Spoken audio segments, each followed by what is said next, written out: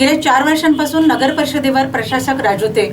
लोकप्रतिनिधी वगळता सर्व कामे प्रशासनामार्फत सुरू होती। अखेर मंगळवारी नागरी संस्थांच्या सार्वत्रिक निवडणुकीचा बिगुल वाजला आणि सदर प्रशासक राजचा वनवास तुर्तास तरी थांबला आणि सदर म्हणून नगर परिषद नगरपंचायत याकडे बघण्याचा जनतेचा कौल असतो। या मंत्रालयाचा निवडणूक कार्यक्रम जाहीर झाला असून जिल्ह्यातील 11 नागरी संस्थांसाठी हा निवडणूक कार्यक्रम राज्य निवडणूक आयोगाच्या वतीने घोषित करण्यात आला आहे। राज्य निवडणूक आयुक्त दिनेश वाघमारे यांनी मुंबईत पत्रकार परिषद घेतली। त्यांनी राज्यातील 288 संस्थांचा निवडणूक कार्यक्रम जाहीर केला। यामध्ये यवतमाळ जिल्ह्यातील 10 नगरपालिका आणि ढाणकीतील 1 नगरपंचायत अशा एकूण 11 नागरी संस्थांचा या निवडणुकीत समावेश आहे। गत 4 वर्षांपासून या नागरी संस्थांवर प्रशासक राज सुरू होते। परिणामी जनतेची अनेक कामे खोळंबली, विकासात्मक कामांना ब्रेक लागला। शिवाय लोकप्रतिनिधीच उपलब्ध नसल्याने विविध कामासंदर्भात नेमके जायचे कुणाकडे अशा विवंचने सर्वसामान्य जनता होती। या निवडणूक कार्यक्रमामुळे शहरी मिनी मंत्रालयातील राजकीय धुळवडीला आता निश्चितच स्वरूपात सुरुवात झाली आहे।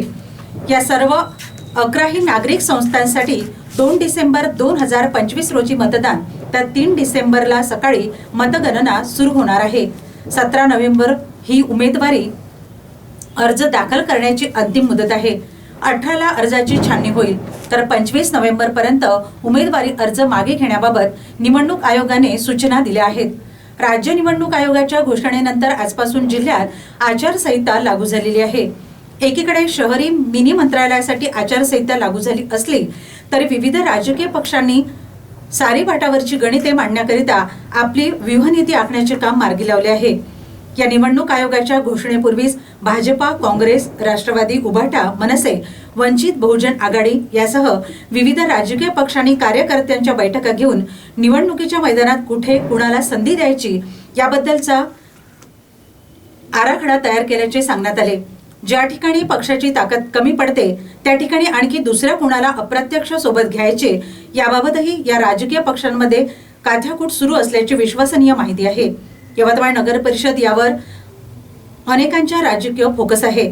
अनुसूचित जमाती प्रवर्गासाठी नगराध्यक्ष पद राखीव आहे, त्यामुळे या पदावर कुणाला विराजमान करायचे याबाबत विविध राजकीय पक्षांमध्ये अगदी धमासाम सुरू आहे। अनेकांची नावे कानावर येत असली तरी संबंधित पक्षश्रेष्ठी नेमके कोणत्या नावाला हिरवा कंदील देतात हे काही दिवसातच स्पष्ट होईल।